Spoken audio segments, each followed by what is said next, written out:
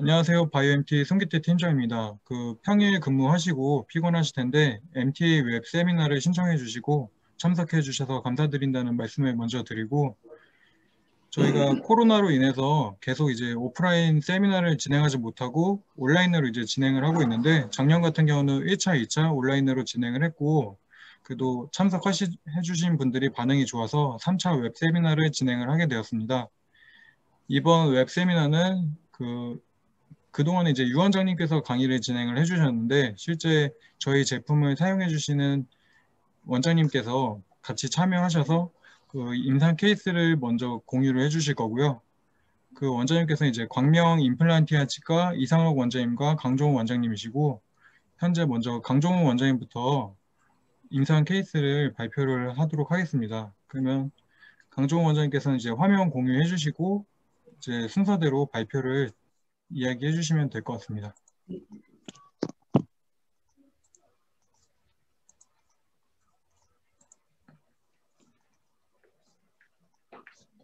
예, 강종원 원장님께서 해주시면 될 것 같아요. 네, 잘 보이시나요? 예, 잘 네, 잘 보입니다. 예. 보입니다. 안녕하세요. 임플란티아 치과에서 근무하고 있는 강종우 원장이라고 합니다. 저희가 이번에 이제 이상목 원장님하고 MTA를 저희는 한 9년에서 10년 정도 사용을 했는데, 이렇게 하면 좀 결과가 좋더라, 아니면 이럴 때 사용하면 굉장히 유용하더라 하는 걸 좀 공유하고 싶어서 이제 바이오 MTA와 같이 협력을 해서 증례를 좀 말씀드리기로 했고요. 이게 연락 받은 게 한 2주 정도 돼서 조금 자료가 미흡하더라도 양해해 주시기를 부탁드리겠습니다. 그러면 증례 소개를 시작하도록 하겠습니다. 저희는 주로 이런 증례에서 MTA를 사용하고 있습니다. 그래서 첫 번째 그 카테고리를 보시면 병소가 아주 큰 경우에, 염증성 병소가 큰 경우, 그리고 에이펙스가 오픈되어 있을 경우에 이때는 MTA를 사용하면 밀폐성도 좋고 항균 효과도 크기 때문에 일반 겉타포차보다는 훨씬 좋은 결과를 얻을 수가 있고요. 두 번째는 이제 리엔도인데, 리엔도 할 경우에도 마찬가지로 확장이 많이 돼 있거나 아니면 에이펙스 쪽이 에이펙털 시트라고 하기도 하고 스탑이라고 하기도 하는데, 어쨌든 그 필링을 하기 위한 구조물들이 많이 붕괴되어 있기 때문에 이런 경우에도 MTA를 사용해서 필링을 하면 아주 좋은 결과를 얻을 수가 있습니다. 그 외에도 이제 이렇게 치근단 수술이라든가 의도적 제식술, 그 다음에 루트 리젝션, 헤미섹션, 그리고 자가치아 이식술 같은 수술적인 치료에서도 아주 굉장히 유용하게 MTA를 사용하고 있습니다. 그래서 성공률도 굉장히 좋고, 그 다음에 팔로업을 해보니까 이런 경우에 사용하면 일반 겉타포차보다는 훨씬 좋은 결과를 얻을 수가 있었습니다. 그래서 증례를 처음부터 한 가지씩 소개해드리고자 합니다. 처음 발표드릴 증례들은 이제 염증성 병소들이 큰 경우에 아까 말씀드렸다시피 치근에 외업수가 일어나거나 이러면 오픈 에이펙스와 비슷한 환경이 되는데요. 이런 경우에 MTA 필링을 한 증례들을 보여드리겠습니다. 첫 번째 케이스입니다. 46번 치아 치근단에 보시면 꽤 한 1에서 2cm 정도의 큰 병소가 보입니다. 그래서 이런 경우에는 이렇게 MTA 필링을 해주고 우측 아래처럼 팔로업 해보면 아주 치주인대까지 생기고 본까지 잘 만들어지는 결과를 확인할 수가 있고요. 이건 아마 6개월 이상 팔로업을 한 것 같은데 정확히 기간이 보이지는 않습니다만, 이 옆에 치아는 아마 의도적 제식술을 한 도중에 찍은 사진 같고요. 그래서 이렇게 한 1년 지나고 찍은 사진을 보시면 치조골이 완벽히 재생되어 있는 걸 보실 수가 있고, 치주인대도 얇게 다시 형성이 되어 있는 걸 보실 수가 있습니다. 이렇게 병소가 큰 경우에는 MTA 필링을 해주면 장기간 사용했을 때 자연치와 전혀 비교해도 손색이 없을 정도로 기능을 잘 할 수가 있습니다. 두 번째 케이스 같은 경우에는 상악 전치부에 굉장히 큰 염증성 병소가 있어서 거의 21에서 23번까지 다 이환이 된 환자분이신데요. 이건 엑스레이 찍은 거고 아마도 버컬하고 팔라탈 본이 다 이제 무너져 내린 걸 확인할 수가 있고 아마 오리진은 22번 치아에서 시작이 된 게 아닌가 추정을 해볼 수가 있습니다. 그래서 이건 초진 때 임상 사진이고요. 나중에 이제 치료 완료된 사진을 또 보여드리도록 하겠습니다. 그래서 이렇게 병소가 큰 경우에는 MTA로 필링을 해주고 MTA만 해서는 이게 치유 속도가 좀 느리다고 판단이 돼서 오리진이 되는 22번 치아 에이펙스에는 이제 수술 잇몸을 열어서 치근단 절제술을 시행을 했고요. 아마 이 사진을 보니까 그 뼈 이식은 안 하고 멤브레인만 덮어서 이렇게 3년 동안 팔로업을 했더니 이렇게 컸던 병소들이 완벽히 치유가 되고 여기도 보면 치주인대가 잘 살아있는 걸 보실 수가 있습니다. 그래서 이 세 개는 MTA 필링을 하고 가운데 있는 치아는 이제 치근단 절제술까지 시행을 했는데 이런 경우에 MTA를 써주면 치근단 절제술 할 때 굳이 백필링을 하지 않아도 치근 절제만 하면 이렇게 바로 닫을 수 있는 이런 상태가 되기 때문에 MTA가 굉장히 유용하게 사용될 수가 있습니다. 3년 동안 팔로업을 해보니까 이렇게 큰 병소도 우리가 시간과 정성을 들이고 치료를 하면 이렇게 잘 낫는다 확인을 할 수가 있었고요. 그래서 파노라마 사진에서 보시면 3년 동안 이렇게 잘 회복이 된 걸 보실 수가 있고 아마도 버콜 인구얼 그 볼륨은 조금 줄어들었을지언정 기능하는 데는 전혀 문제가 없습니다. 그래서 왼쪽에 표진 사진에서 이렇게 심미적으로도 보기 아주 좋은 결과물을 확인하실 수가 있습니다. 세 번째 케이스인데요. 13번 치아 쪽에 보면 이렇게 뭔가 그 임플란트 드릴이 왔다 간 자리같이 이렇게 본이 뚫려 있는 걸 보실 수가 있고 실제로 환자는 이제 13번 치아에 계속 불편함을 호소했는데 거기서 뭔가 처치를 받지 못하고 저희 병원에 찾아오셨는데 이렇게 아마도 임플란트를 심으면서 치근 손상이 됐던 것 같고 퍼포레이션이 된 이런 치근에도 MTA를 사용해서 필링을 하면 이렇게 에이펙스까지도 잘 도달이 될 뿐더러 퍼포레이션 된 쪽에도 MTA가 밀폐를 시켜주니까 이 치아는 뭐 더 이상 고민할 필요 없이 그대로 사용할 수가 있습니다. 그래서 MTA가 없었다면은 이게 발치까지도 생각을 해봐야 될 상황인데 MTA를 사용하면은 이렇게 퍼포레이션 된 쪽에도 잘 필링이 되고 오래 사용할 수가 있습니다. 파노라마 사진상에서도 MTA가 잘 흘러 들어갔고 그다음 밀폐가 된 걸 보실 수가 있습니다. 네 번째 케이스에서는 이제 36번 치근단 병소가 한 1cm 정도 되는 걸 확인하실 수가 있고 이런 경우에도 MTA로 필링을 해서 이건 한 뭐 6개월 이내에 이런 결과를 얻었으니까 굉장히 치유 속도도 좋고 효과도 좋은 거를 확인하실 수가 있습니다. 그래서 이렇게 진행이 돼서 잘 마무리가 된 걸 보실 수가 있습니다. 그다음 다섯 번째 케이스인데 이거는 저희도 처음에 시작을 하면서 37번 치아입니다.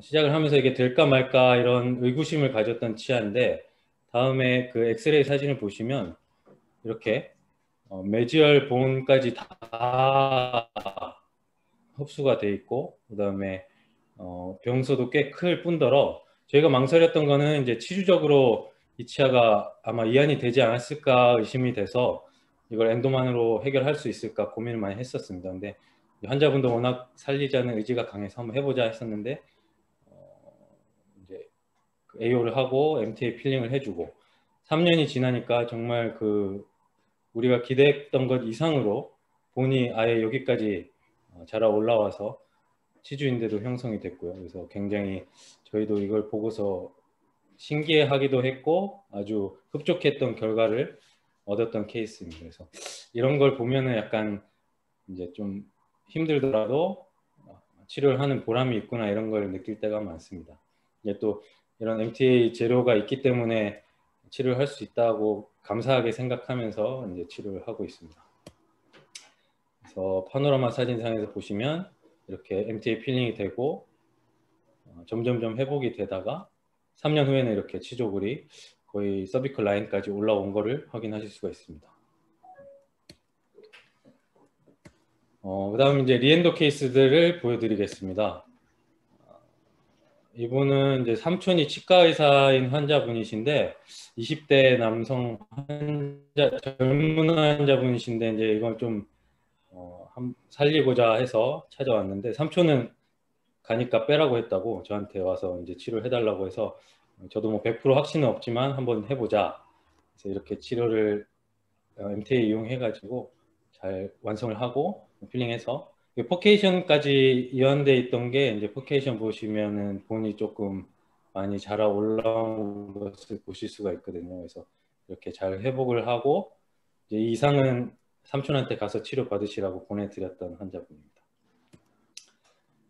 그리고 다음 이건 두 번째 케이스는 46번 소리가 좀 겹칩니다. 이거 좀 꺼주시고. 죄송합니다. 소리가 좀 겹쳐가지고 옆에 걸 껐습니다. 혹시 중간에 이 질문 환자분은 있으시면 부산에서 비행기 타고 치료받으러 오셨던 분인데 음, 보시면 46번 메지얼 루트에 파일 프랙처 된 게 확인이 됩니다. 그래서 대학병원을 갔더니 발치를 하라. 그래서 저희 병원을 찾아오셨었는데 워낙 또 이분도 살리고자 하는 의지가 강해가지고 그러면 CT를 한번 찍어보고 이걸 바이패스 할 수 있으면 파일 부러진 거 이걸 뺄 생각은 못 하고요. 바이패스해서 MTL 필링을 해보자 이렇게 환자분하고 다짐을 해서 대신에 이제 비행기 타고 한 3-4번 오셔야 된다 말씀을 드렸고요. 협조도가 워낙 좋아서 CT를 찍어보기로 합니다. 그래서 CT를 찍어보니까 다행히 메지얼 루트, 메지얼 보컬하고 메지얼 링걸 루트가 이렇게 캐널이 타입 2 캐널이어서 합쳐지고 에이펙스는 이제 포레이먼이 하나로 합쳐지는 캐널이어서 이 파일을 바이패스 해보자 그래가지고 일단 크라운을 뜯고 그 다음에 이렇게 파일을 넣고 여기 파일이 있는 상태에서 이제 바이패스 된 걸 확인할 수가 있고요. 이렇게 MTA로 필링을 해서 마무리를 했습니다. 그래서 이렇게 바이패스를 하는 경우에 우리가 좀 MTA를 묽게 믹싱을 해가지고 저는 사용을 했었는데 바이오 MTA 측에서는 이걸 묽게 믹싱하면 이 정상적인 캐널에도 농도가 이제 묽어지니까 그렇게 하지 말고 정상적으로 믹싱을 하고 이쪽에 우리가 좀 묽게 사용하고자 하는 캐널에 증류수를 한 방울 떨어뜨려서 사용하면 조금 묽게 우리가 원하는 묽은 농도로 사용할 수 있다고 이제 조언을 들었습니다. 그래서 이런 경우는 조금 묽게 사용을 하면 이 바이패스 하는데 굉장히 좋게 사용할 수가 있습니다.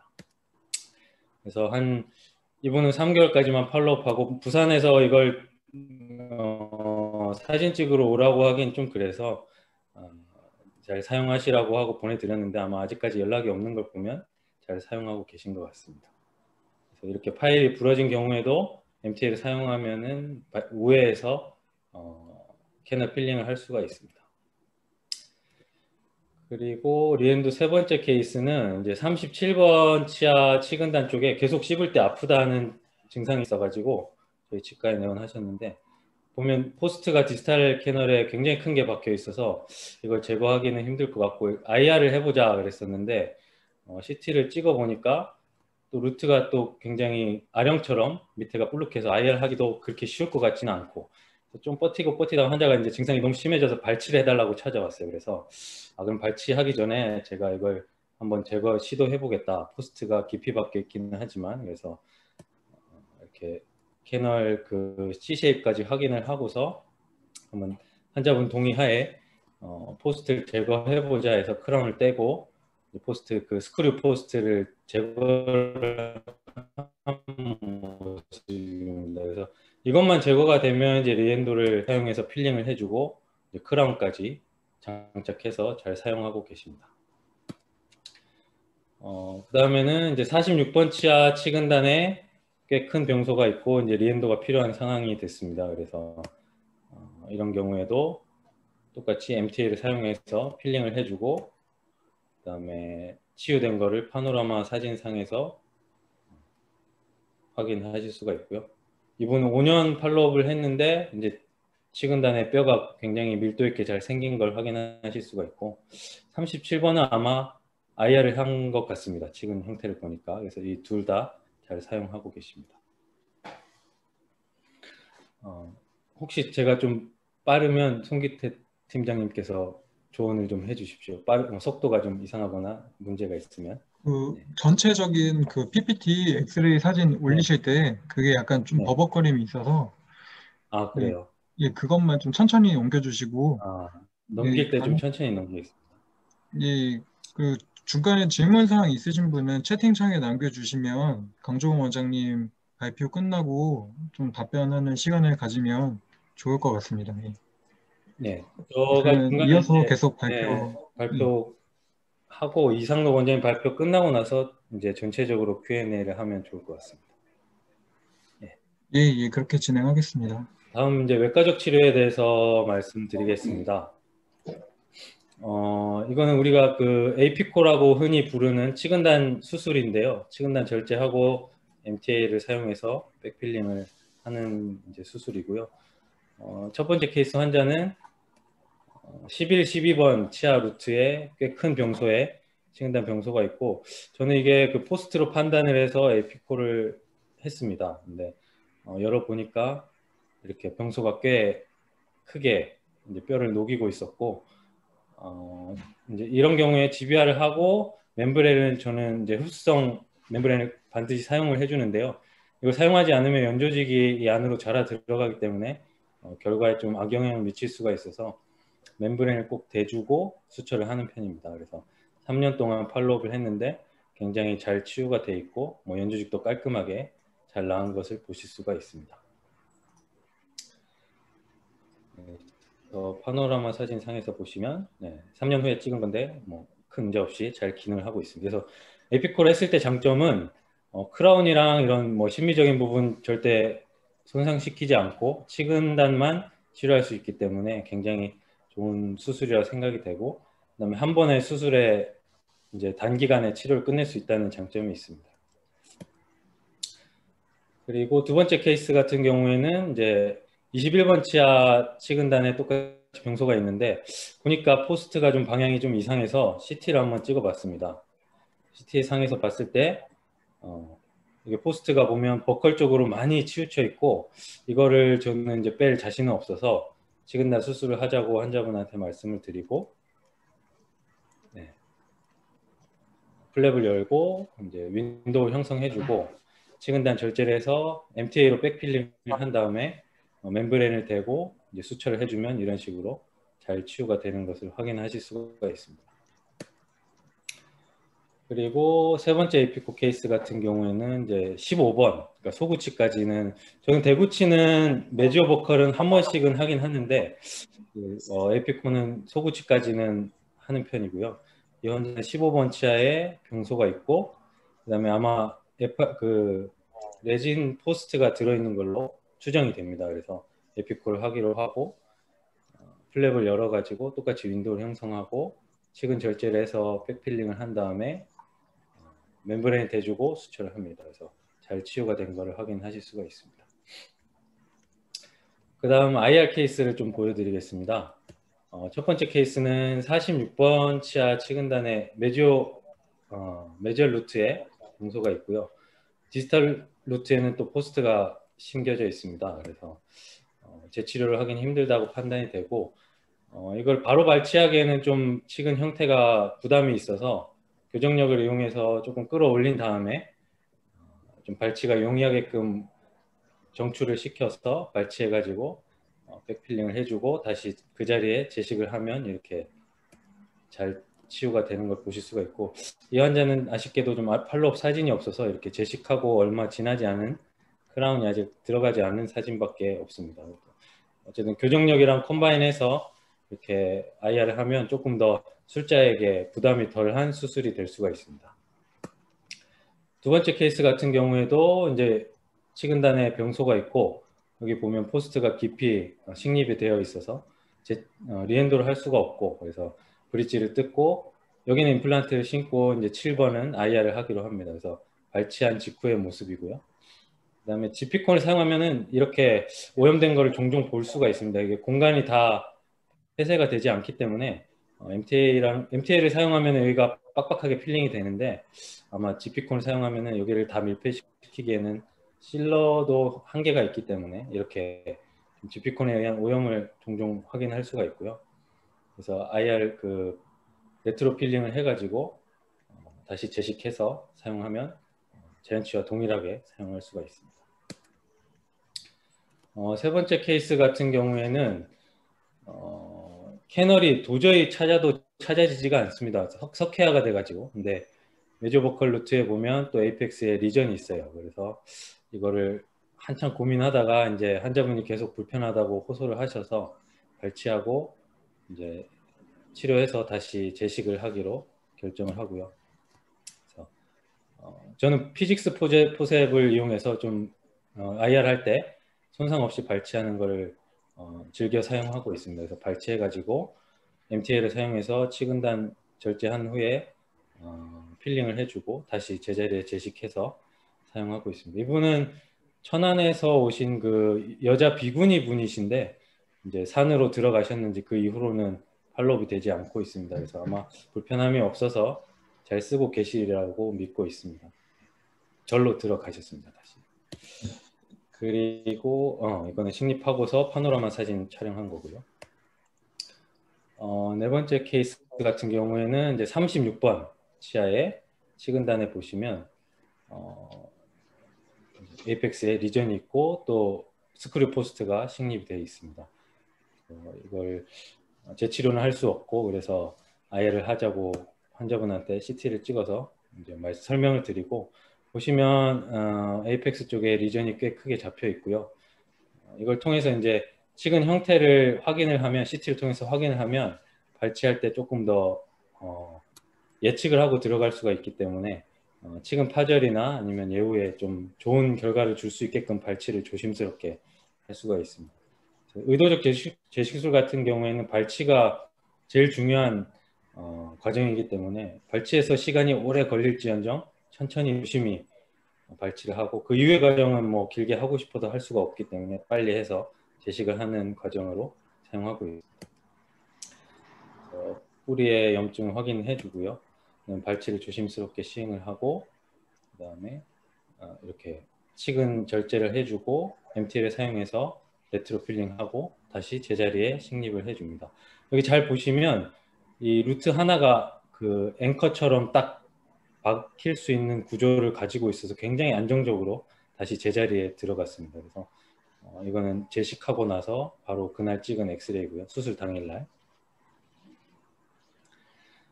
이런 식으로 재식하고 파노라마 사진 찍어주고요. 이거를 이제 두 개가 연결이 돼 있었는데 크라운은 이제 뜯고 그 브릿지를 제거하고 수술을 시행해서 이런 상태고요. 이거는 여기만 자르고 7번은 다시 껴드렸습니다. 그래서 이렇게 이분은 아까 말씀드렸다시피 제자리에 들어간 그 위치가 너무 좋아서 한 3주 만에 이렇게 힐링이 됐습니다. 그래서 보통은 IR을 하면 한 6에서 8주 한 2달 정도는 기다렸다가 보철을 해서 로딩을 하는데 이분은 워낙 그 치유가 좋아서 한 달 만에 보철을 해서 완성을 했습니다. 그래서 이런 식으로 치유된 걸 확인을 하고 보철을 넣어서 이제 잘 사용하고 계십니다. 지금 한 6개월 정도 팔로업 했는데 잘 쓰고 계십니다. 이 다음부터 이어서는 이제 이상록 원장님께서 발표를 해주실 거고요. 한 3분의 2 정도 발표를 했으니까 시간은 아마 한 10분에서 15분 정도만 조금 더 들어주시면 감사하겠습니다. 이따가 또 Q&A 시간에 인사드리겠습니다. 네, 감사합니다. 예. 안녕하십니까. 이상록 원장입니다. 저는 지금부터 루트 리젝션과 트랜스플란테이션에 대해서 임상 증례를 발표하도록 그렇게 하겠습니다. 첫 번째 케이스는 46번에 이 케이스는 MTA를 하고 브릿지를 했던 케이스인데 한 몇 년 후에 46번 메지알 루트에 이렇게 병소가 생긴 걸 볼 수 있습니다. 다 아시다시피 엑스레이 소견으로 보면 루트 프랙처를 의심할 수 있었거든요. 그래서 검사 결과 메지알 루트만 리젝션을 하면은 현재 브릿지 상태이기 때문에 더 쓸 수 있지 않을까 하는 판단에서 루트 리젝션을 시행하였습니다. 그래서 메지알 루트를 잘라내고요. MTA를 원래 했었기 때문에 다른 필링을 필요 없이 여기 보시면은 죄송합니다.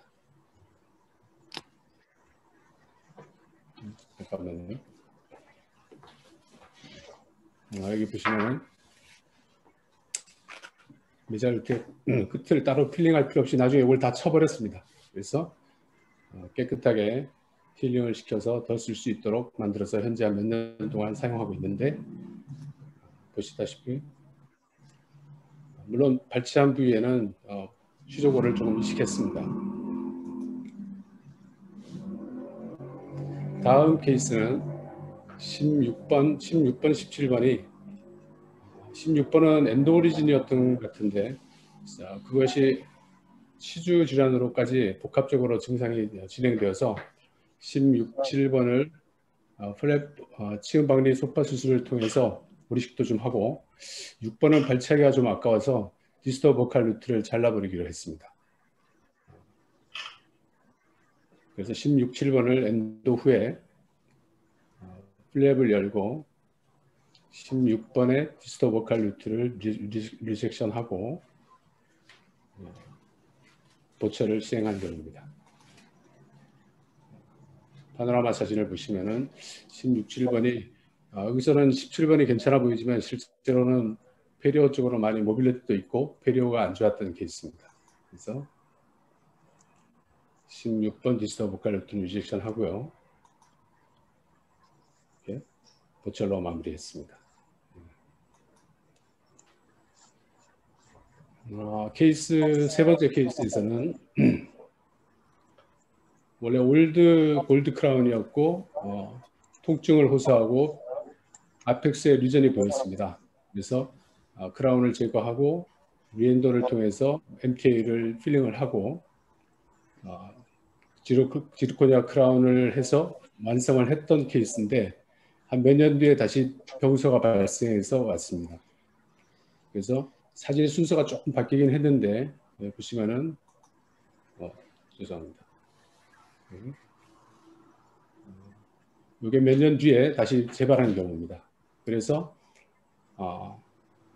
그런데 모빌리티는 없고 메지어 보컬에서만 문제를 일으킨 걸로 판단되어서 메지어 보컬 루트만 리젝션하고 이렇게 보시면 프랙처가 돼 있죠. 그래서 그거를 뿌리를 잘라내고 그 부위에는 치조고를 이식하고 콜라 가이드로 막고 크라운은 그대로 사용하는 케이스입니다. 이렇게 해서 이게 약간의 검은 어두운 뿌리의 진지발 리세션 때문에 좀 보이긴 하지만은 문제없이 잘 쓰고 있습니다. 네. 다음 네 번째 케이스는 26번을 보시면은 디스토 보컬 루트에 문제가 있는 게 보이시죠? 하지만 모빌리티는 전혀 없었고 메지어 보컬 루트와 팔라탈 루트가 굉장히 사운드했기 때문에 디스토 보컬 루트만 절제하고 크라운을 해서 한번 써보기로 결정을 했습니다.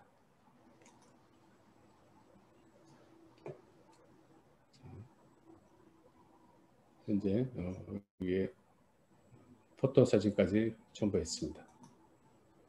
이렇게 해서 엔도하고 MTA 필링 후에 디스토 보컬 루트를 리젝션하고 크라운으로 완성한 케이스입니다.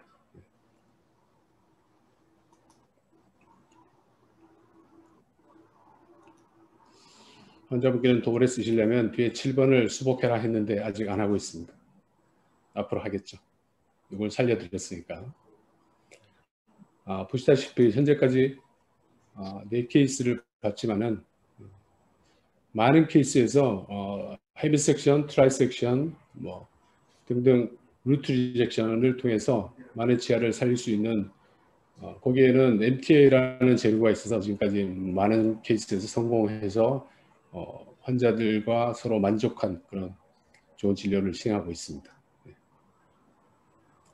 다음 지금부터는 트랜스플란테이션에 대해서 몇 케이스 발표하도록 하겠습니다. 첫 번째는 38번을 47번 위치로, 46번 위치로 옮겨 심었습니다.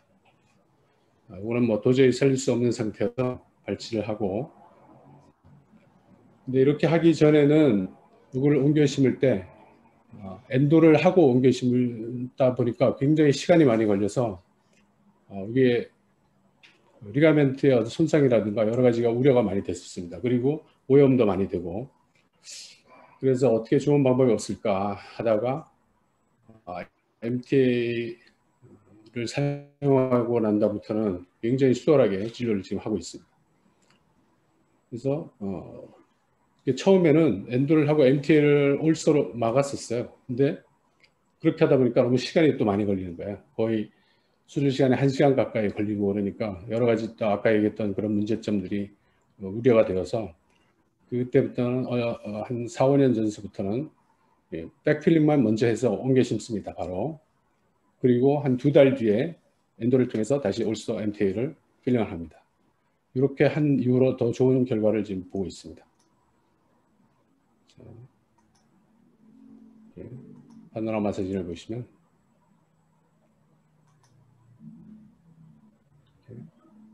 보철까지 완성했습니다. 2개월, 3개월 내에 보철물이 들어갈 수 있습니다. 자, 이거는 조금 복잡한 케이스였는데요. 한 50세 여자 환자분이었는데 악궁 교합 관계가 이제 무너지면서 보철 지금 무너지면서 여러 가지 문제를 야기한 처치 후에 모빌리티, 그다음에 치주염 진행 등등 여러 가지 문제를 갖고 있는 환자였는데 이분은 어떻게 하면 발치를 좀 안 할 수 없을까 여러 가지 고민을 하다가 계속 치료 시기를 놓쳐버린 거죠.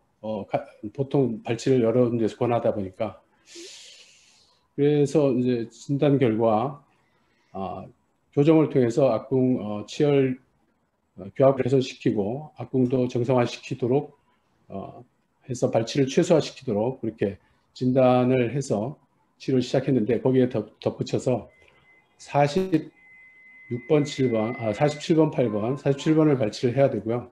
그래서 48번을 7번 자리로 옮겨짓기로 했습니다. 그래서 보시면은 이 위치에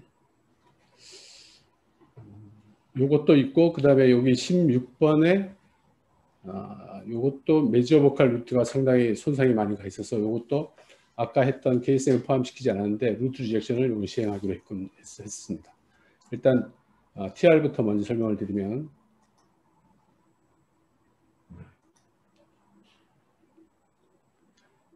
7번을 발치하고 8번을 이렇게 백필링을 하고요. 바로 식립을 하고 아직 교정을 시작하기 전이어서 교정을 하게 되면 뒤로 치아를 좀 이동시켜야 되기 때문에 약간 후방에다 식립을 했습니다.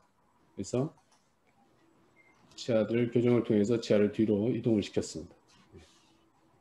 그리고 아까 말씀드렸던 16번 이거는 엔도 MTA 필링 후에 메지어 보컬 루트를 리젝션하고 나중에 교정 끝난 후에 보철로 해결했습니다. 지금 TR 케이스를 발표하는 중이니까 여기에 집중해 주시기 바랍니다. 이렇게 해서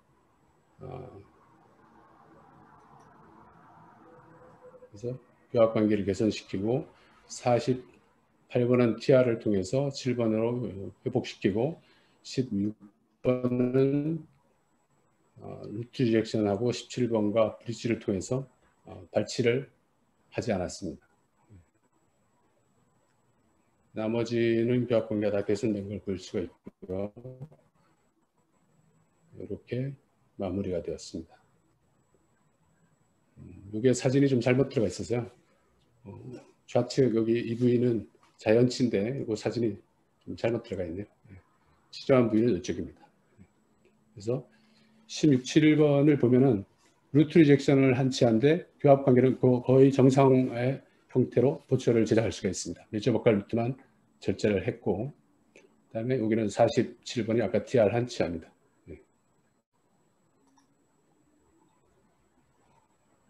이거는 38번을 36번 위치로 이동시킨 경우입니다.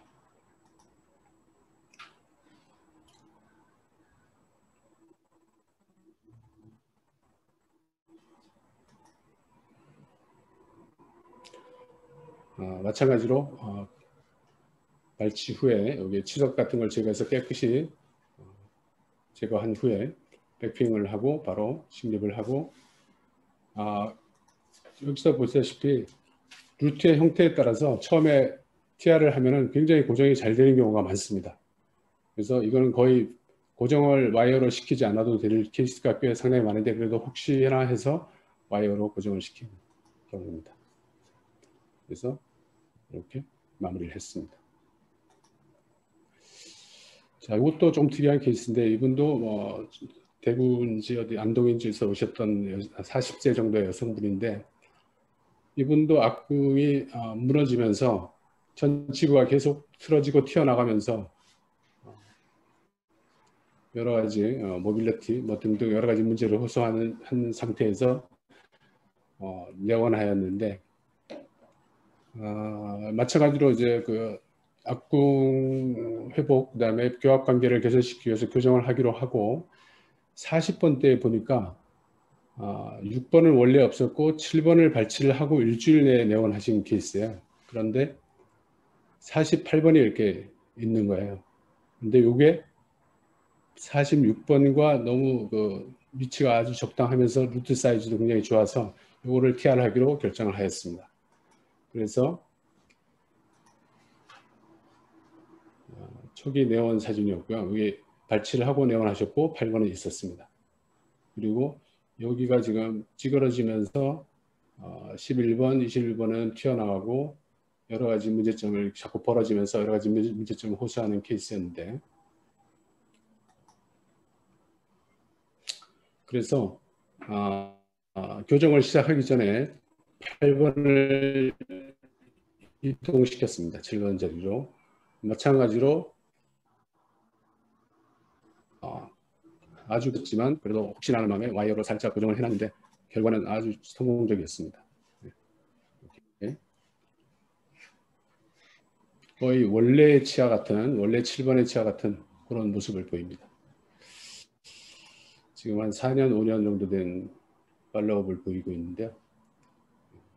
이렇게 아주 퍼펙트한 요 치아입니다.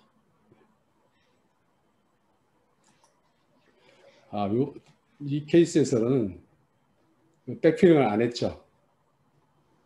그날 외지에서 멀리서 오신 분이고 시간상 빨리 하고 뭐 KTX를 타야 되나 버스를 타야 되나 하여튼 빨리 가야 되는 케이스여서 일단 옮겨 신고 나중에 엔도를 하기로 했습니다. 그래서 이렇게 하고 교정을 하는 동안에 여러 가지 아마 서로 잊어먹었는지 필링을 엔도를 뒤늦게 하는 바람에 리전이 나중에 생겼어요. 이거는 아닌 것 같은데 나중에 다른 사진이 있는데 그 필링을 안 하고 한 6, 7개월 지났더니까 굉장히 뭐 이게 큰 리전이 생겨서 부랴부랴 다시 MTA로 얼른 필링을 했습니다. 그랬더니까 다시 또 한두 달 만에 아주 정상화되는 그런 재미있는 경험을 했습니다. 이렇게 해서 마무리가 됐습니다. 아까 찌그러졌던 교합 평면은 다 개선이 됐고요. 이게 TR한 케이스입니다. 이제 마지막으로 5번째 케이스인데요. 마찬가지로 38번을 37번으로 요거는 수평으로 매복되어 있었는데 수평으로 매복되어 있으면 더 사운드하기 때문에 결과는 더 좋은 것 같습니다. 이렇게 발치를 하고 교합면을 쳐서 안 닿게 하고 백필링을 하고 TR을 하고 완성된 케이스입니다. 지금까지 경청해 주셔서 감사드리고요. 지금 저 같은 경우에는 한 치과의사 된 지 한 30년 정도 됐는데 한 20년 정도를 많은 케이스에서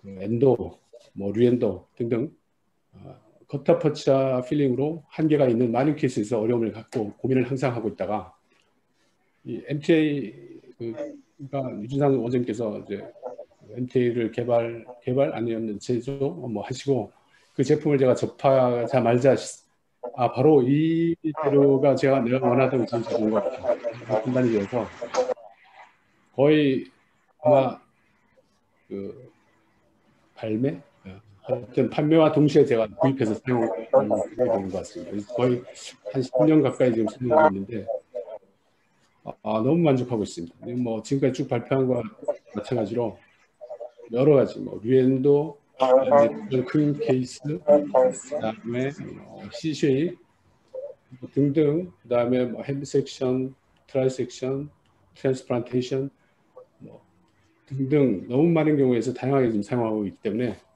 그리고 많은 경우에서 성공적으로 거의 발치를 해야 되는 케이스에서 되살려내고 있기 때문에 너무 만족하고 있고 다시 한번 우리 유준상 원장님께 감사드립니다. 네. 경청 주셔서 감사합니다. 네, 이렇게 그러면 임플란티아 치과 강정호 원장님과 이성록 원장님 강의를 마무리하도록 하고요. 혹시 궁금한 질문 사항 있으시면 카톡에 남겨주시면 지금 바로 강정호 원장님하고 이성록 원장님 읽어보시고 또 답변하는 시간을 좀 갖도록 하겠습니다. 지금 질문 하나 있는데 강정호 원장님께서 혹시 답변 가능하실까요? 그 임상 유저로서. 네, 네. 질문이 어떤 거죠? 지금 아래 채팅창 보면 지금 커서를 내리고 지금 채팅창 보면 혹시 제가 읽어드릴까요? 아니면은 지금 확인하실 수 있으실 것 같은데. 공유 중지 한번 공유 중지.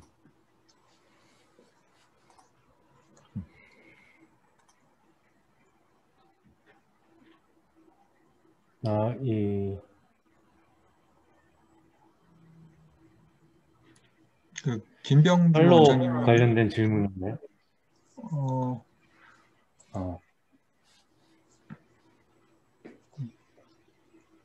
혹시 채팅창 보이시나요? 여기 밑에.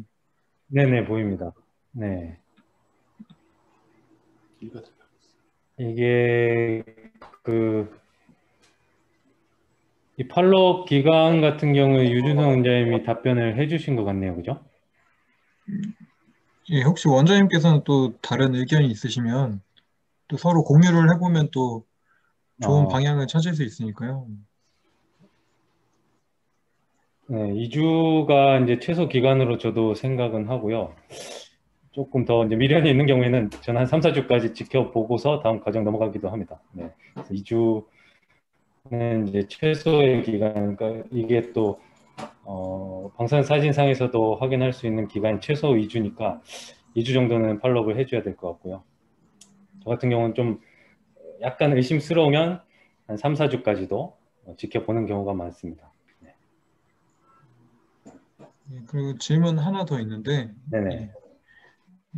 MT 필링을 뭐 추천하는데 모든 이거는 케이스에 이제 개인의 선택이신 것 같은데요. 임상가들이 자신이 선택하셔서 쓰시면 좋은데 이상록 원장님 같은 경우에는 대부분 필링을 특정 케이스에서 안 하고 대부분 케이스에서 다 해가지고 뭐 환자분한테 물론 선택권을 드리긴 합니다만 그래서 아주 만족할 만한 결과를 이제 얻고 계시고 저 같은 경우에는 이제 선별적으로 뭐 리엔도를 한다던가 아니면 좀 아까 말씀드렸다시피 병소가 좀 크다던가 이런 경우는 좀 강력하게 권고를 드리고 나머지는 이제 환자의 선택에 좀 그 지피콘하고 MT의 장단점에 대해서 설명을 드리고 수가 문제도 있고 이러니까 아무래도 선택권을 좀 드리는 편인데 그거는 개별적으로 좀 사용을 해보시고 만족스러우면은 좀 강하게 추천을 하시고 이렇게 하시면 될 것 같습니다. 질문이 하나 더 있어서 네네. 캐널 필링 후에 크랙이나 이제 프랙처 비율이 가타파처하고 비교했을 때 어떤 결과를 나타내는지에 대해서 의견을 말씀해 주시면 좋을 것 같아요. 오히려 이제 겉타포차로 수직가법으로 많이 충전을 하시잖아요, 요즘에. 근데 MTA 필링 같은 경우에는 해보면 뭐 GP콘도 정성이 많이 들어가겠지만 MTA 필링 같은 경우에는 굉장히 시간과 노력이 많이 생각보다 들거든요. 그래서 꼼꼼하게 필링을 해줘야 되고 그 전에 쉐이핑이나 엔라지도 당연히 좀 철저하게 해줘야 되고 그래서 이렇게 좀 세심하게 필링을 한 경우에는 제 경험상 루트 프랙처가 적으면 적었지 더하지는 않았거든요. 그래서 루트 끝까지 가지 않은 크랙 같은 경우에도 어떤 기전인지는 명확하게 모르겠지만 MTA 필링하고 나서 크랙이 오히려 좀 잡히는 효과도 있었던 것 같고요. 수축 효과인지 모르겠지만 어쨌든 이게 겉타포차에 비해서 뭐 크랙이나 프랙처 비율이 높은 거는 전혀 경험하지는 못했습니다. 오히려 더 세심하게 필링을 하기 때문에 조금 힘이 덜 가해져서 좀 줄지 않을까 싶습니다. 예, 한 케이스 질문이 더 있어서 네네. 오픈 에이펙스 시 오버필링된 케이스에서 예후가 어떠셨는지 의견을 또 물어보는 질문이 있어서 답변 부탁드립니다. 오픈 에이펙스 같은 경우에는 이게 그 필링이 언더로 되는 것보다는 오버로 MTA로 필링을 해서 MTA 위에는 세포가 자라거든요. 실험을 해보면. 그러니까 이런 경우에 오히려 조금 오버필링을 한다는 생각으로 밀폐를 해주면 어차피 이렇게 뿌리가 열려 있기 때문에 거기를 언더로 하면 완벽히 밀폐가 안 되고 약간 오버한다는 느낌으로 필링을 해주면 이게 그 치근단 뿌리 끝의 모양처럼 MTA가 굳으면 이제 형상을 만들어 주기 때문에 약간 오버필링 하는 것도 오픈 에이펙스에서는 괜찮은 것 같고요.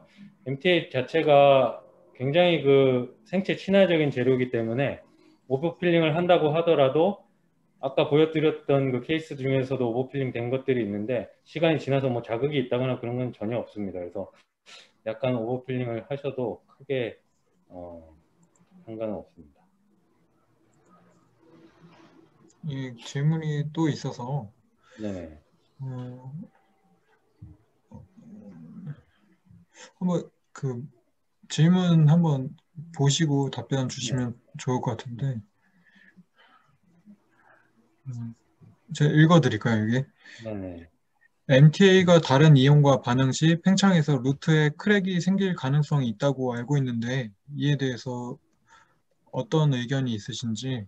이게 팽창률이 정확히 얼마나 되는지는 이제 재료마다 조금씩 다를 텐데 제가 느낀 거는 이 팽창해서 막 치아를 압박할 정도의 힘이 생긴다고 보지는 않습니다. 근데 이거는 뭐 이렇게 이 MTA가 경화되는 과정 중에 치아를 뭐 열어볼 수도 없기 때문에 확인하기는 힘들다고 생각이 되는데 나중에 뭐 크랙이 생긴다거나 프랙처가 생기는 경우가 한 번씩 있기는 해도 뭐 MTA 때문이라고 저는 생각하지는 않거든요. 그래서 이거는 혹시 유준성 원장님이 답변을 하실 수 있으면 예, 유 원장님께서 답변 한번 부탁드리겠습니다. 예, 올소 MTA 소리 잘 들리나요? 예, 잘 들립니다. 소리가 예, 올소 MTA하고 다른 MTA와의 차이점이 있습니다. 올소 MTA는 바이오세라믹으로 제조해서 만든 것이고 프로루트 MTA나 MTA 안젤루스 그리고 거의 모든 종류의 파우더형의 MTA는 건축용 세멘트를 원재료로 해서 만든 MTA입니다. 건축용 MTA, 예, 건축용 재료를 원재료로 해서 만든 MTA는 기본적으로 건축용 세멘트는 팽창이 되기 때문에 팽창하는 건 맞습니다. 그래서 그런 종류의 MTA를 근관 안에다 넣게 되면 파절될 가능성이 많습니다. 그리고 또 한 가지 이 실러 형식으로 해서 수분을 흡수해서 굳게 만드는 타입의 MTA나 포졸란 실러들은 수분을 흡수하는 과정에서 경화가 되기 때문에 팽창이 상당히 많이 오는 것으로 저널에서 보고되고 있습니다. 올소 MTA의 팽창률은 논문에 따르면 0.08%로 발표되고 있고 또 올소 MTA의 특허 사항 중에 하나가 팽창률이 거의 되지 않도록 제조한 바이오세라믹이다. 따라서 올소 MTA는 근간 안에 적절한 적층을 하게 되면 팽창에 의해서 식은첨이 파손되는 경우는 논리적으로 예상할 수 없고, 그러나 다른 프로루트 MTA나 MTA 안젤루스, 건축용 세멘트를 재료로 한 MTA들은 물과 수화돼서 경화되는 과정에서 기본적으로 팽창이 오게 됩니다. 그 팽창이 있기 때문에 역충제로서의 밀폐성이 오히려 더 좋지 않겠느냐라는 의견도 있지만, MTA가 밀폐성을 발휘하는 것은 팽창에 의해서 밀폐성이 발휘된다기보다는 체내에서 바이오 미네랄리제이션에 의해서 칼슘 디피셔시 하이드록시 아파타이트들이 계면에 형성이 되면서, 그리고 또 한 가지는 칼슘 실리케이트 하이드레이트가 하이브리드 레이어를 형성하면서 계면과 화학적으로 바이오 퓨전이 되면서 밀폐가 이루어지는 것이기 때문에 팽창에 의해서 팽창하는 그런 성질에 의해서 밀폐를 기대하기는 어렵습니다. 오히려 팽창이 된다면 루트를 프랙처 시키는 원인이 되기 때문에 가능한 팽창되지 않는 재료를 근관 안에 사용하고, 또 역충전 재료도 마찬가지로 팽창하지 않는 재료를 사용하는 것이 맞지 않나. 제 개인적인 의견은 그렇습니다. 예, 감사합니다. 추가적인 Q&A가 없어서 전반부 강의는 이제 강정호 원장님하고 이성록 원장님께 강의는 감사드리고, 이제 이어서 유준상 원장님께서 강의를 추가로 진행을 해주시면 될 것 같습니다. 감사합니다. 강의 감사합니다. 네, 네, 저희 감사합니다. 강의 들어주셔서 감사합니다. 네. 네, 감사합니다. 네.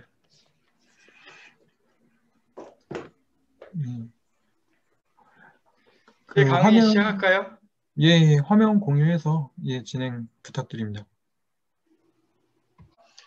근관 치료 후 불편감의 원인에 대해서 설명드리겠습니다. 바이오필링과 가타파처 실러는 그 원인 부분에 있어서 근본적으로 차이가 있습니다.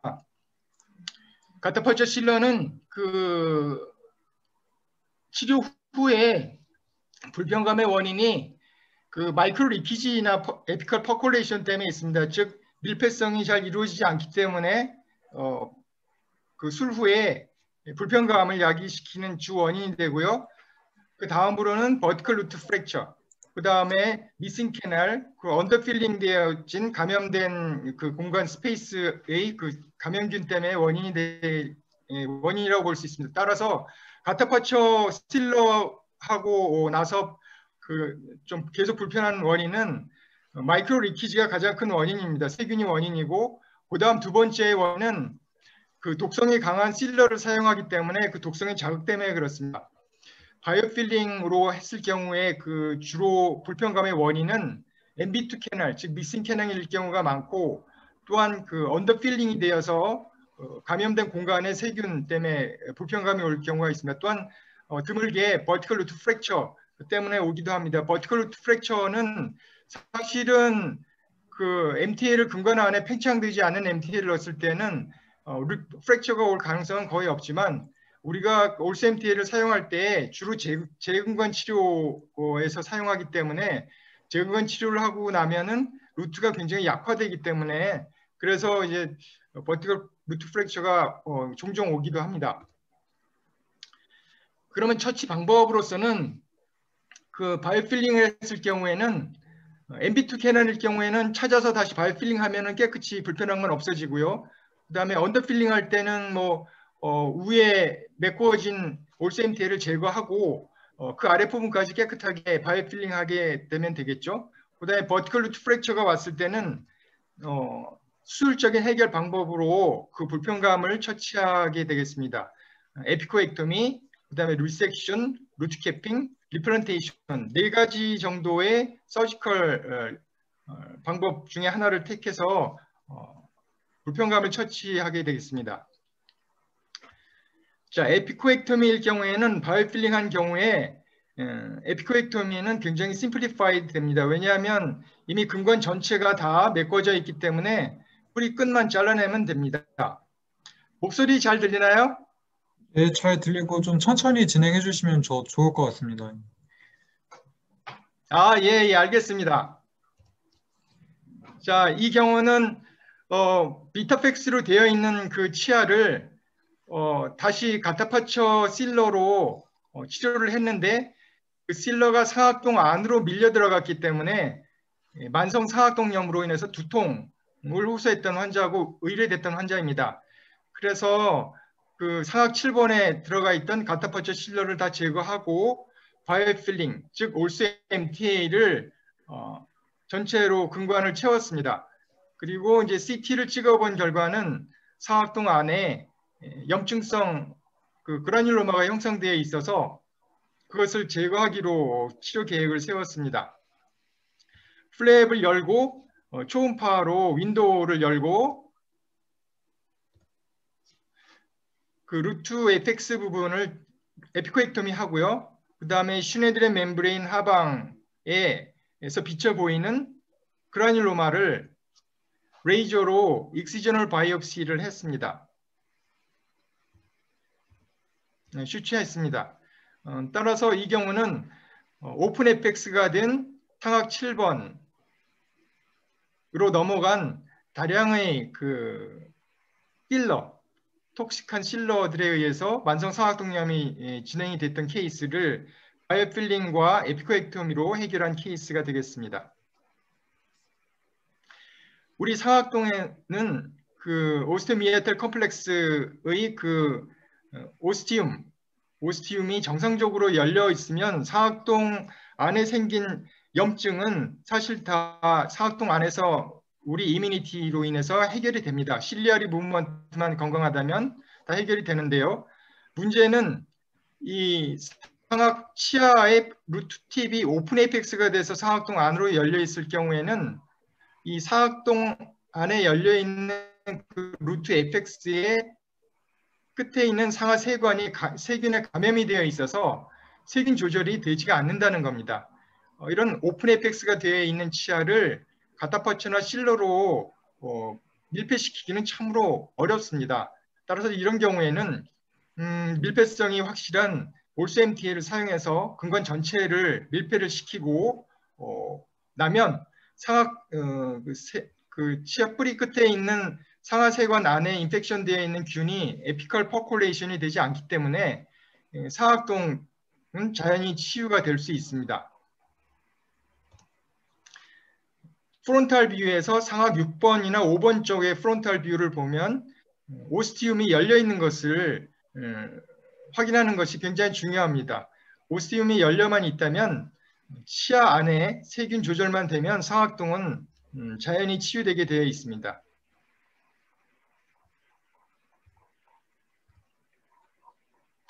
다음으로 바이오필링하고 나서 계속 불편감이 있을 경우에 루트 캐핑 프로시저에 대해서 설명드리겠습니다. 루트 캐핑 프로시저는 에피코엑토미를 하려고 들어갔는데 뿌리 끝을 자르고 나니까 뿌리 끝에 크랙이 보일 경우에 그럴 때 시행할 수 있는 방법이 되겠습니다.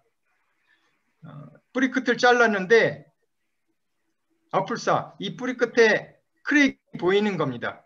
그러면 여기에 리트로 캐비티를 형성할 수도 없고 굉장히 당황스러운 케이스죠.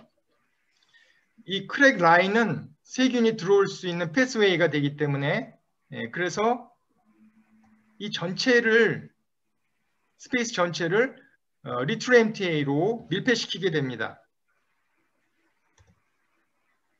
3분간 꺼지로 눌러주시고요. 이니셜 세팅이 끝난 다음에 익스플로러로 살짝 긁어봐서 굳은 것을 확인한 이후에 슈처를 하고 나오면 되는데요.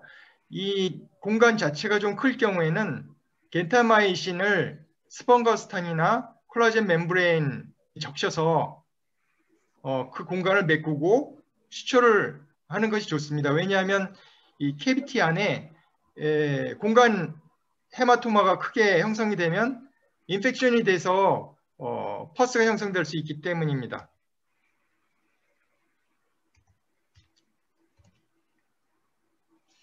자, 이 경우에는 에피코엑토미를 하고 나서 루트 쪽 부분에 크랙이 확인되었습니다.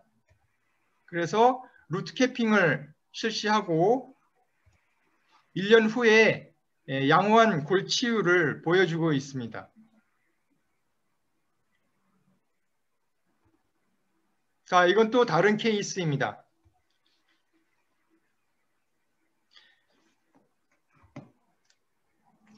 루트 에이펙스를 잘라내고 크랙이 보였을 경우에는 리트로 MTA로 캐비티 전체를 메꾼다. 시간이 지나면서 치조골로 재생이 되는 것을 방사선 소견으로 확인할 수 있었습니다. 연조지 치유는 깨끗하게 되었고요. 상악 팔라탈 6번의 경우에도 팔라탈 쪽에 크랙이 오는 경우에 그 치아를 뿌리 끝을 자르고 그 공간을 리트로 MTA로 루트 캐핑을 하고 나면 잘 힐링이 됩니다. 그럼 과연 이렇게 해서 몇 년이나 쓸 수 있을까? 제 경험으로는 대략 5년 정도 쓸 수 있는 것 같습니다. 자, 여러 논문에서는 MTA가 치조골에 이식되었을 때 치조골과 바이오 퓨전 한다라는 결론을 내고 있습니다.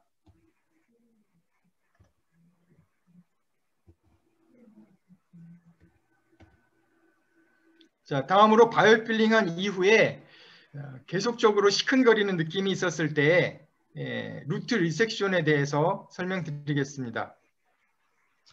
가타파초 실로로 필링이 되어 있던 치아인데요. 처음에 병소는 이 정도 사이즈였는데 한 2년 정도 지나니까 점점 더 커져서 더 이상 방치하면 안 될 상황이 됐습니다. 그래서 가타파초를 다 제거하고 그 다음에 바이오 필링을 시행을 했습니다. 여기 보이는 하얗게 보이는 이 찌꺼기들이 남아있는 가타파초 실러입니다. 가타파초 실러는 사실은 제거가 잘 안 됩니다. 이 남아있는 가타파초 실러가 바이오 필링한 이후에 바이오 필링의 실패의 원인이 주 원인으로 작용을 하기 때문에 이 가타파초 실러는 가능한 깨끗이 빡빡 긁어내야 됩니다. 그런데 아무리 제거해도 제거가 안 되는 경우가 있죠. 그럴 때는 뭐 할 수 없이 여기에 바이오 필링을 그냥 속행하는 수밖에 없습니다. 약간 남아있는 가타파초 위로 올소 MTA로 전체를 필링을 했습니다.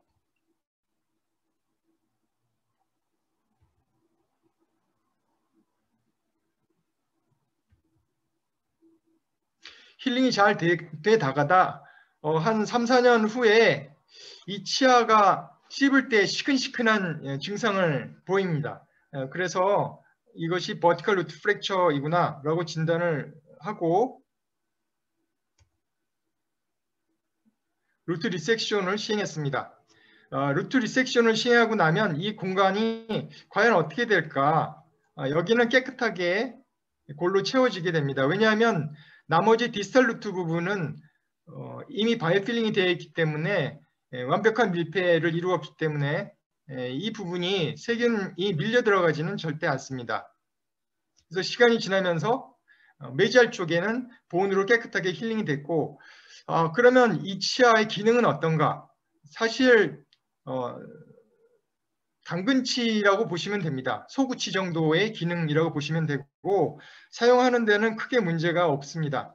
그러나 이 교합압의 하중을 이 치아가 견디지 못해서 여기서 부러지게 되는 경우에는 이 치아를 제거하는 날 바로 이 메지알 사이드에 임플란트를 즉시로 시술할 수 있게 되는 사이트 프레퍼레이션이 이미 되어 있습니다. 뼈 신생골이 잘 차 있기 때문에 후속적으로 임플란트 치료하는 데 있어서 상당히 수월하게 진행이 되고 환자와의 랍보가 계속 좋은 상태로 유지될 수 있다는 것이 이러한 치료의 장점이 되겠습니다. 힐링은 이렇게 깨끗이 됩니다. 자, 루트 리섹션을 한 직후이고요. 힐링 이후. 자, 이 환자의 경우는 이 6번 메지알 루트 이 부분이 약간 이상하다. 그렇게 처음에는 증상을 호소했었습니다. 그런데 한 2달, 3달 정도 지나니까 엑스레이상에 J자 모양의 고릅수상이 보입니다.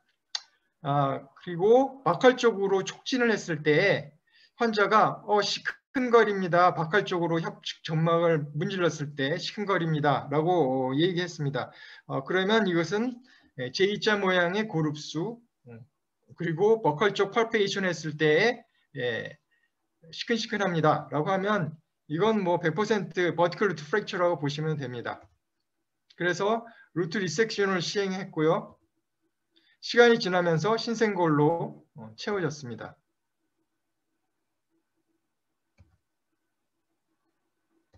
자, 루트 리섹션 이후에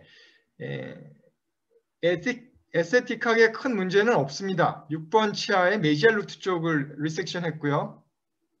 거의 뭐 비슷하죠. 그리고 리섹션한 부위는 헤마토마가 형성이 되면은 인펙션이 될 가능성이 있기 때문에 겐타마이신을 콜라겐 테이프나 스펀거스탄에 적셔서 이 안에 데드 스페이스가 생기지 않도록 밀어넣고 슈처를 합니다. 저는 이렇게 수술을 진행하고 있습니다.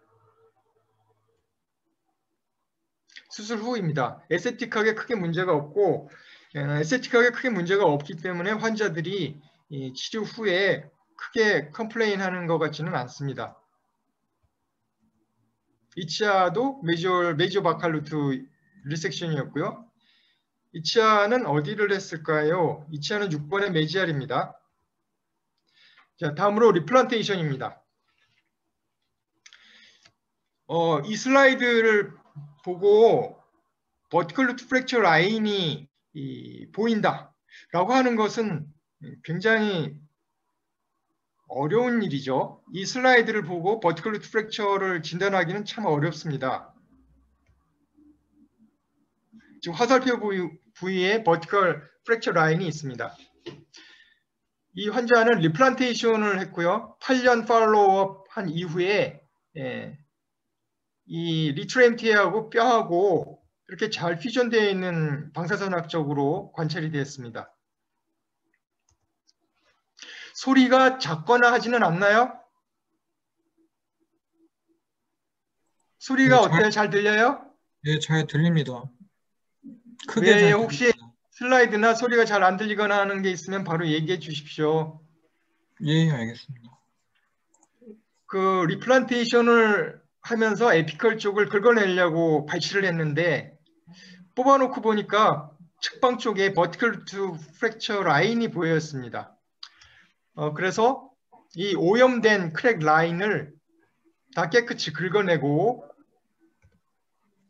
경화 시간이 빠른 리트램테이로 밀폐를 시킨 이후에 다시 원위치에서 고정시켰습니다. 술 후 한 1년 정도 된 사진이고요. 현재까지 팔로우업하고 있는데 큰 불편 없이 잘 사용하고 있습니다. 이건 또 다른 케이스입니다. 바이오필링한 이후에 계속 시큰시큰하다고 그래요. 사실 바이오필링 MTA로 근관을 메꿔놓고 나서 환자가 불편하다고 하면은 참 갑갑해지죠. 재근관 치료하기는 어렵잖아요. 그래서 이럴 경우에는 치과 의사가 상당히 코너에 몰릴 수가 있습니다. 그러나 서지컬 해결책을 가지고 있으면 사실 쉽게 다 해결할 수 있는 문제들입니다. 리플란테이션 할 때는 포셉을 다근치일 경우에는 저는 이 포셉을 사용합니다. 비크가 포케이션에 맞는 포셉을 사용하면 살짝 잡았다 놓으면은 치아가 위쪽으로 솟아오르기 때문에 발치가 상당히 쉬워집니다. 자, 발치하고 나니까 여기서부터 여기까지가 크랙 라인입니다. 그래서 이 치아도 오염된 크랙 라인을 깨끗이 다 제거하고 리트램티에로 밀폐를 하고 다시 리플란테이션을 했습니다.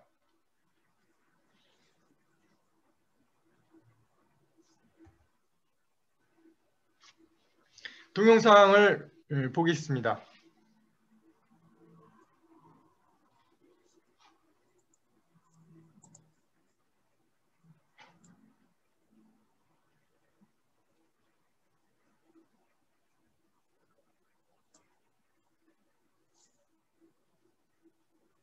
동영상이 잘 돌아가나요, 손 팀장님?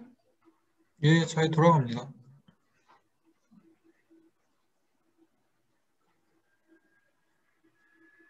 발치할 때가 제일 힘들잖아요. 리플란테이션 할 때. 그래서 저는 그 시간 사이에 세퍼레이션 라버링을 껴서 약간 치아를 움직여 놓거나 경우에 따라서는 교정용 와이어를 브라켓 해가지고 걸어 놓기도 합니다. 트라우마 없이 잘 발치하는 것이 키포인트가 되고요.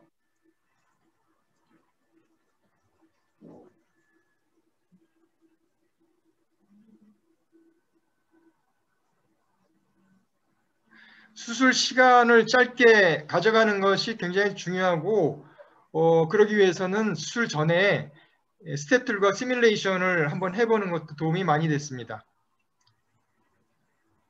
리트레 MTA로 크랙 부분을 포함해서 에펙스 부분을 다 메꾸고요.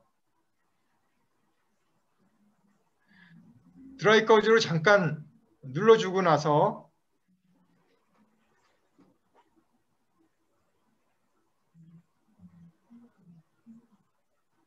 원위치 시킵니다.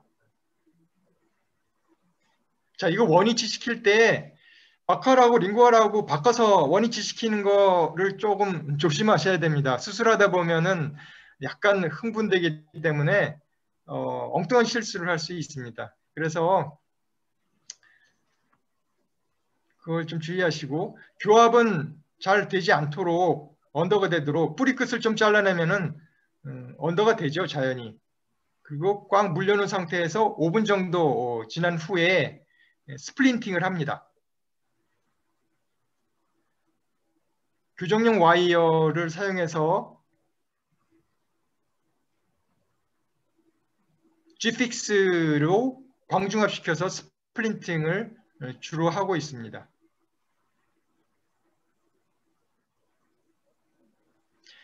리플란테이션의 그 성공률은 사실 발치만 제대로 잘 된다면은 굉장히 높습니다. 85% 이상입니다. 환자에게 설명할 때 자신감을 갖고 설명하셔도 됩니다. 자신감이 없게 설명하면 환자가 사실 이거 잘 안 하려고 그래요. 웬만하면 잘 붙으니까. 자, 심석이 빠지도록 교합을 조절하고요. 예. 대략 한 8주 정도 지나면 보철물을 올릴 수 있습니다. 롱텀 아웃컴스 8년 팔로우업인데 잘 사용하고 있는 케이스고요. 9년 팔로우업, 뭐 10년 팔로우업까지도 되고 있습니다. 10년 정도 팔로우업 되면 어떤 상태냐면 교합 평면에서 내려가 있어요.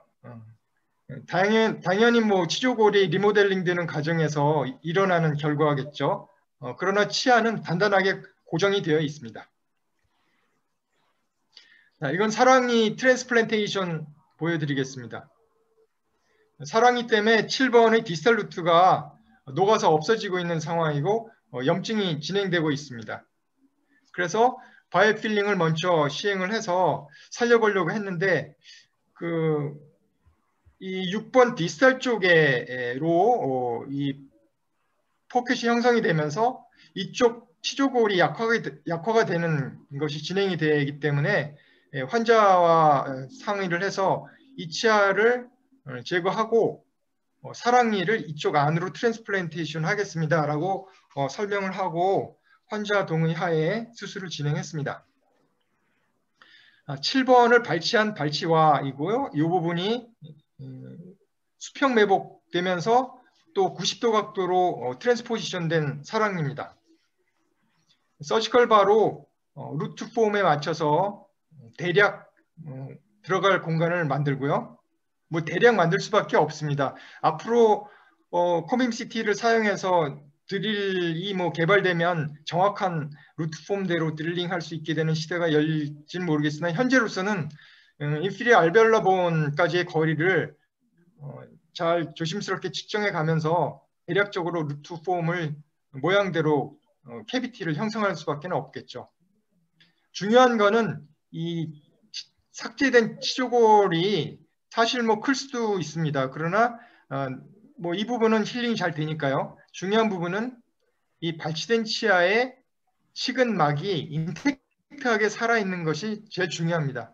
이 치근막이 잘 보존만 되면 이 공간이 약간 넓어도 잘 고정만 잘 되면 힐링은 이루어지게 되어 있습니다. 그래서 사랑니를 7번에 스플린팅 했고요. 수술 직후입니다. 한 2달 정도 지난 후에 이 사랑니 부분을 다시 바이오 필링 했습니다.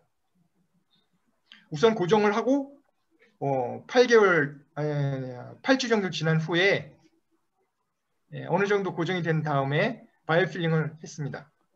현재는 잘 고정이 돼서 보철 치료까지 완료해서 잘 사용하고 있습니다. 자, 이제부터는 바이오 이리게이션과 바이오 에너지먼트와 바이오 필링과 바이오 리무버에 대해서 설명드리겠습니다. 생체 친화적인 근관 세척.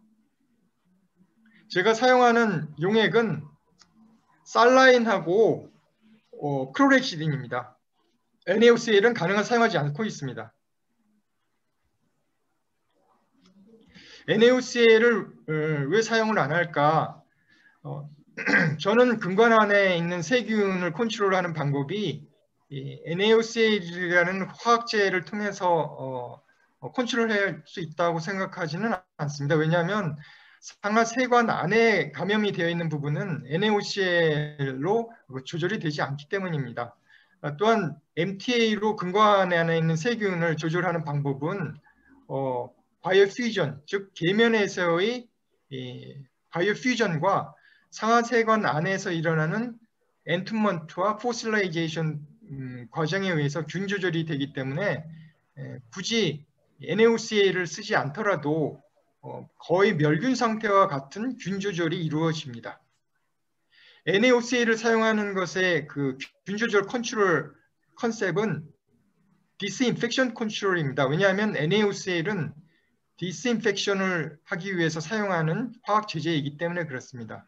그런데 우리가 수술장에 들어갈 때 손을 뭐 NaOCl로 닦지는 않잖아요. NaOCl보다 약한 뭐 클로렉신이나 뭐 다른 요드나 또 뭐 베타딘이나 뭐 그런 것들을 사용해서 이제 손 세척을 하고 알코올 손소독제로 세척을 하고 닦고 손소독을 하고 그 개념은 안티세프틱 컨트롤 부분입니다. 거기다가 멸균된 글로브를 끼움으로써 멸균된 상태 스테릴리제이션 컨트롤을 하게 되죠. 바이오필링도 마찬가지입니다. 그 근관 안을 그냥 클로렉시딘이나 안티세프틱 솔루션으로 이리게이션 하거나 살라인으로 세척을 하고 균이 많이 남아있는 상태잖아요. 그런데 거기에 MTA를 넣게 되면 멸균 상태의 균 조절, 스테릴리제이션 컨트롤이 성취가 되는 겁니다. 따라서 우리가 손 위에 멸균 글러브를 껴서 멸균 상태를 유지하는 것처럼 근관 안에도 그냥 클로렉시딘 정도의 균 조절을 하고 MTA를 넣게 되면 완전 멸균 상태의 컨트롤에 도달하게 되는 것입니다. 바이오 엔라지먼트에 대해서 설명드리겠습니다. 저는 그 엔진 파일들을 유리병에 넣어서 소독해서 이렇게 정리해 놓습니다. 교차 감염을 방지할 수 있고요. 또 사용하는 데 상당히 편리합니다. 제가 사용하는 엔진은 모리다에서 나온 엔진을 사용합니다. 내구성도 있고 가볍고 사용하기가 굉장히 편합니다. 처음 캐널 오리피스를 들어갈 때 첫 번째 사용하는 엔진 파일은 프로테이퍼 S1입니다. 그 다음 사용하는 것은 두 번째 단계에 사용하는 것은 게이트 그리든바 1번부터 6번까지 자, 게이트 그리든 바의 5번 사이즈는 니들 팁의 18 게이지 니들과 일치합니다. 거의 비슷합니다. 그리고 6번 게이트 그리든 바는 16 게이지와 사이즈가 비슷합니다. 그래서 5번 게이트 그리든 바로 캐널 오리피스를 넓혀 놓으면 18 게이지 니들 팁이 잘 맞기 때문에 올스 MTL을 쭉 쏘면 캐널 안으로 많은 양이 쑥 들어갑니다.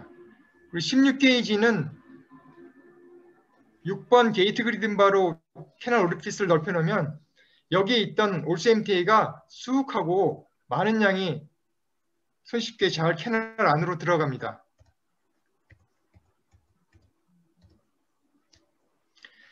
자, 코로널 부분은 그렇게 엔라지먼트를 하고요.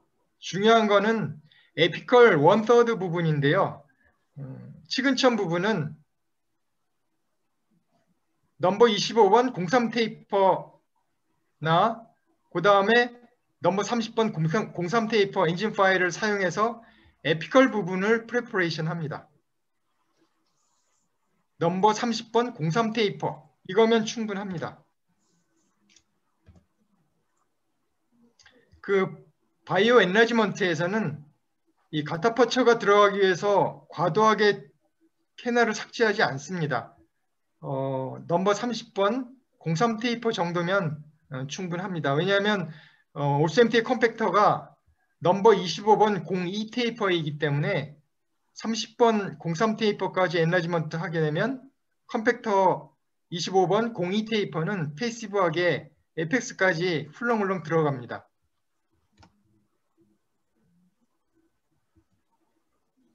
자, 바이오 필링 부분에 대해서 요점을 설명해 드리겠습니다. 초기에 이 많은 양이 캐널 안에 들어가는 것이 중요합니다. 그러기 위해서 게이트 그리든 바로 넘버 5번, 넘버 6번까지 이 부분을 넓혀 주시고 그 다음에 넘버 5번 게이트 그리든 바를 사용했을 때는 18 게이지 니들 팁, 또 넘버 6번까지 게이트 그리든 바를 사용해서 오리피스를 넓혔을 때는 16 게이지 니들 팁을 사용해서 쭉 쏘게 되면 많은 양이 이 안에 쭉 들어가게 됩니다. 그 다음에 플러그로 살살 적층해서 밀어 넣으시고 경우에 따라서 너무 질퍽하다 하면 페이퍼 포인트를 꽂아서 물을 조금 제거하시면 됩니다. 그리고 컴팩터를 시계 방향으로 돌려서 이제 에피컬 플러그를 만들게 됩니다.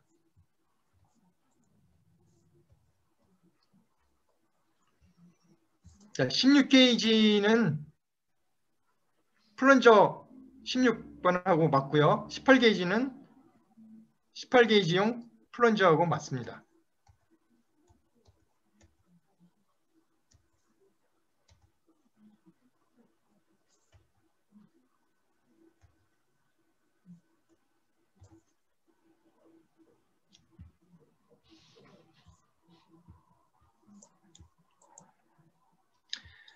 그 종단면을 보면 이렇게 생겨 있습니다. 바이오 필링 하고 나면. 그래서 이 부분이 다 밀폐가 되는 겁니다. 왜 이 부분이 중요한 걸까요? 오늘 강의에서 가장 중요한 걸 설명해 드리겠습니다. 이 에피컬 쪽에 에피컬 플러그를 형성하는 것은 물리적인 밀폐입니다. 물리적 밀폐 다음에 이루어지는 단계가 화학적인 경화, 케미컬 밀폐입니다. 물리적 밀폐가 중요한 이유가 있습니다. 이 물리적 밀폐가 돼야만 그 다음에 여기 안에서 케미컬한 리액션이 일어나게 됩니다. 다시 자세히 설명드리면 이 에피컬 1/3 부분은 우리 몸에서는 티슈 플루이드로 차 있는 부분인데요. 티슈 플루이드는 주로 산성, 대사성 물질로 구성되어 있고요. 산성입니다. 산성은 MTA를 굳지 않게 만들고 그 다음에 우리 몸에는 다 혈당이라는 게 있잖아요. 그 혈당 성분은 MTA를 굳지 않게 만드는 성분입니다. 그리고 이 부분은 과도한 수분으로 차여져 있는 부분입니다. 익세스 워터가 철렁철렁하게 차 있기 때문에 이 에피컬 원서드의 과량의 물 부분을 바깥쪽으로 밀어내지 않는 이상은 이 에피컬 원서드에서 그 어떤 재료도 경화가 되지 않습니다. 그래서 이 부분을 입자들을 컴팩션 시켜서 물리적으로 밀폐를 일단 시켜야만 이 안에서 화학적인 경화가 이루어지게 되고 조직액으로부터 혈당이나 대사성, 산성 대사성 산물 그리고 익세시브 워터가 이 안쪽으로 들어오질 않습니다. 그래서 밀폐가 이제 되기 시작하고 화학적인 경화가 일어나고 바이올로지컬하게 여기에 뉴세멘tum도 형성돼서 붙게 되는 그 과정이 순차적으로 일어나게 되는 것이죠. 근데 만약에 이 부분이 과량의 수분이 있거나 조직으로부터의 혈당이 들어와 있거나 아니면 염증 조직으로부터 들어오는 산성 대사성 물질이 차 있게 되면 굳지가 않겠죠. 실러를 여기다 쭉 뿌리고 기다린다고 해서 절대 굳지가 않습니다. 그래서 이 부분은 물리적으로 제이밍을 시켜서 플러그를 형성해야 된다. 그 부분이 굉장히 중요한 키포인트입니다. 그러면 이 에피컬 플러그를 어떻게 형성하지? 그 형성할 수 있는 것이 올수MTA 컴팩터를 사용해서 이러한 미세 구조를 갖고 있기 때문에 정방향으로 돌리게 되면 에피컬 플러그가 형성이 되게 되어 있습니다.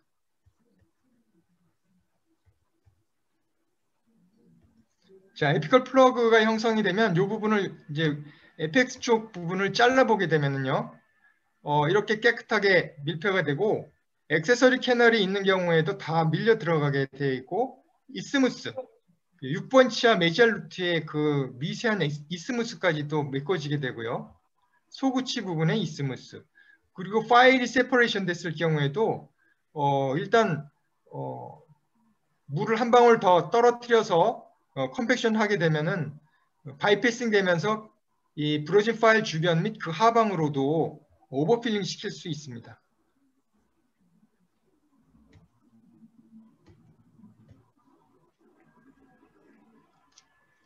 자, 그 다음에 화학적인 경화가 일어나면 이 상아질 계면과 화학적으로 바이오 퓨전이 일어나게 됩니다. 이 바이오 퓨전이 일어나는 것에 의해서 균 조절이 이루어지는 것입니다. 자, 컴팩터에는 두 가지 종류가 있습니다. 원래 제가 개발했던 첫 번째 컴팩터는 나이타이 파일인데 그냥 팅 파일이라고 하죠. 그 낭창낭창하고 다시 원위치 되는 거. 근데 두 번째 컨트롤드 메모리 파일로 만든 컴팩터는 그 표면이 약간 파란색을 띠고 있습니다. 이 바깥에서 연성이 있기 때문에 덕틸리티가 있어서 이렇게 휘어서 들어갈 수가 있어서 사각 7번에 어세스하기가 상당히 용이합니다. 이게 그냥 계속 직선으로 되어 있으면 사각 7번 메이저 바칼 루트 같은데 들어가기에 상당히 어렵잖아요. 그런데 바깥에서 이렇게 휘어서 들어갈 수 있는 컨트롤드 메모리로 되어 있는 나이타이 파일일 경우에는 사각 7번 같은 경우에 어세스하기가 되게 쉽습니다. 그리고 이게 근관 안에서 근관 모양대로 휘어서 돌아가기 때문에 시술 시간이 단축이 됩니다. 그래서 이게 편하시면 이걸 쓰시면 되고 또 이게 편하시면 이걸 쓰셔도 됩니다. 저는 이거를 많이 사용합니다. 휘어서 사용할 수 있습니다.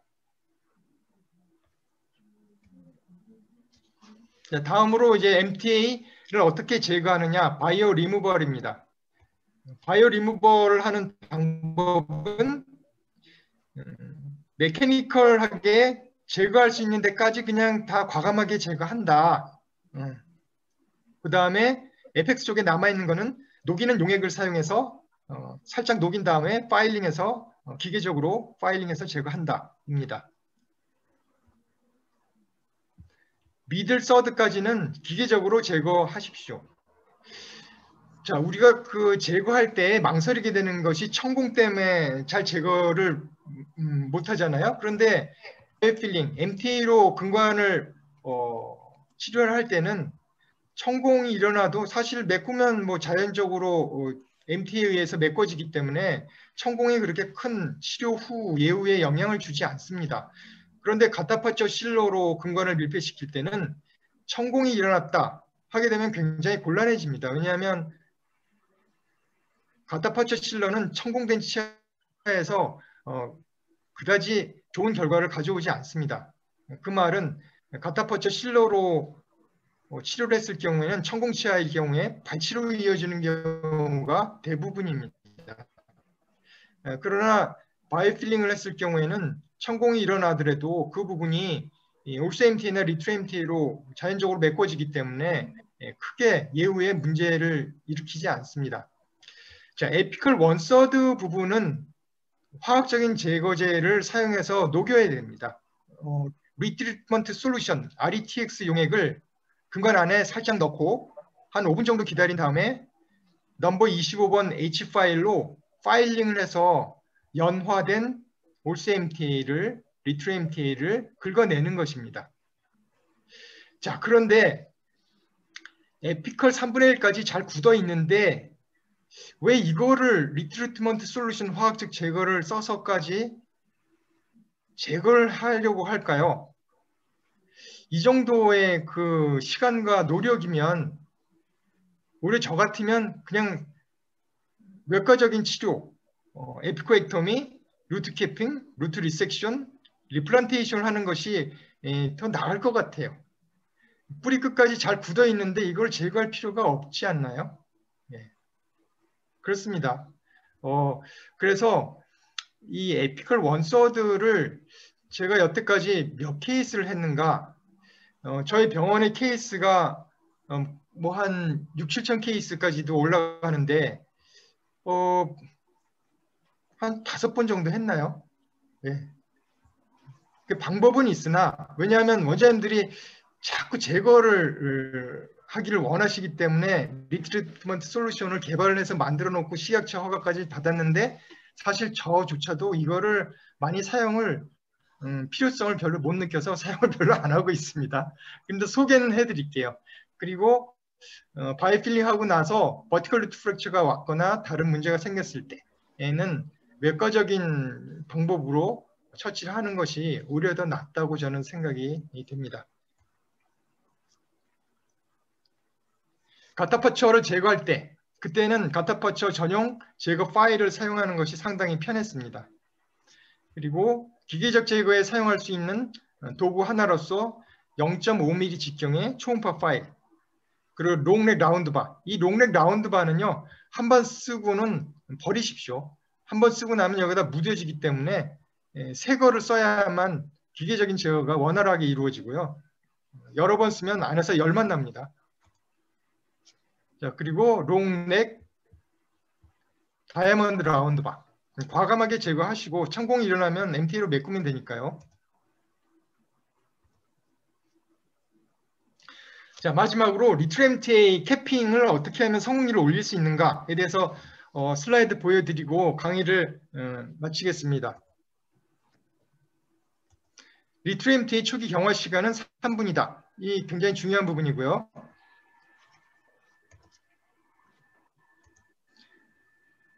자, 리트로MTA를 열고 이 안에 파우더를 노출을 시키고요. 가위로 싹 잘라서 물을 3방울을 넣고 믹스를 합니다.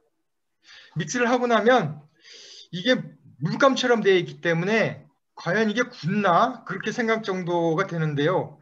한 40초 정도 지나면 이 안에 진흙처럼 돼요. 그래서 요거를 약간 그 파우치를 이렇게 입구를 좁혔다가 놓으면은 논바닥 갈라지듯이 이렇게 금이 살짝 갑니다. 바로 요때가 캐리어를 사용해서 옮기기에 가장 적절한 때입니다. 플라스틱 캐리어를 사용하게 되면 많은 양을 한 번에 옮길 수 있습니다. 플라스틱 캐리어 소독해서 오토클레이브에서 사용할 수가 있고요. 자, 충치를 제거하다 보니까 거의 신경이 노출될랑 말랑 하잖아요.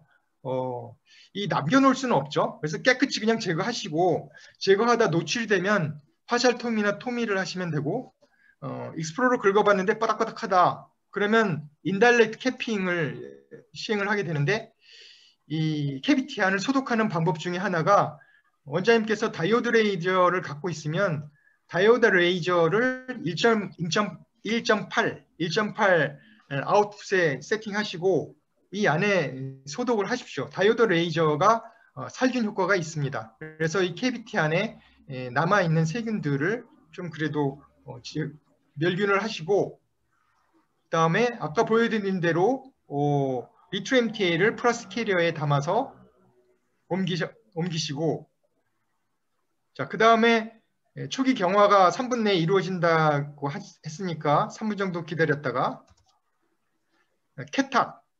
캡슐로 되어 있는 그레사이놈으로 스토핑을 합니다. 그리고 마지막 단계에서 중요한 것은 뭐냐면